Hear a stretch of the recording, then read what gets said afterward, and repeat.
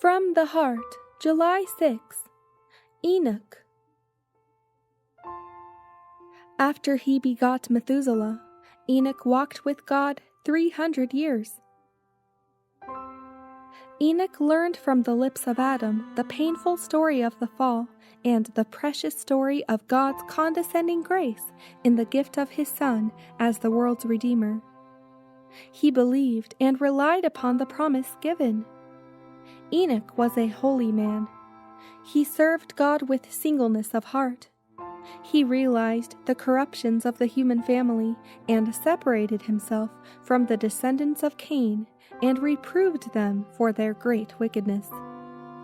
There were those upon the earth who acknowledged God, who feared and worshipped him.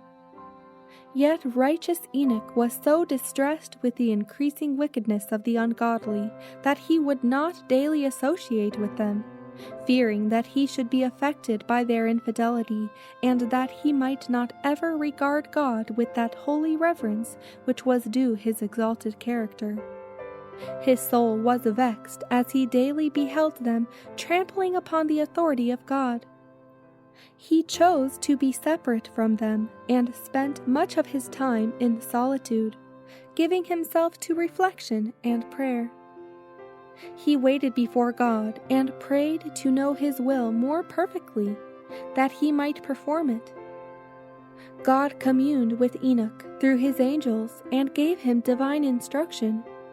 He made known to him that he would not always bear with human beings in their rebellion, that it was his purpose to destroy the sinful race by bringing a flood of waters upon the earth.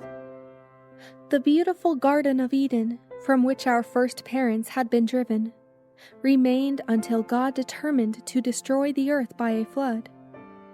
The Lord had planted that garden and especially blessed it, and in his wonderful providence he withdrew it from the earth and will return it again, more gloriously adorned than before it was removed. God purposed to preserve a specimen of his perfect work of creation free from the curse which sin had brought upon the earth. Enoch continued to grow more heavenly while communing with God. His face was radiant with a holy light. The Lord loved Enoch because he steadfastly followed him. He yearned to unite himself still more closely to God, whom he feared, reverenced, and adored. The Lord would not permit Enoch to die like others, but sent his angels to take him to heaven without seeing death. In the presence of the righteous and the wicked, Enoch was removed from them.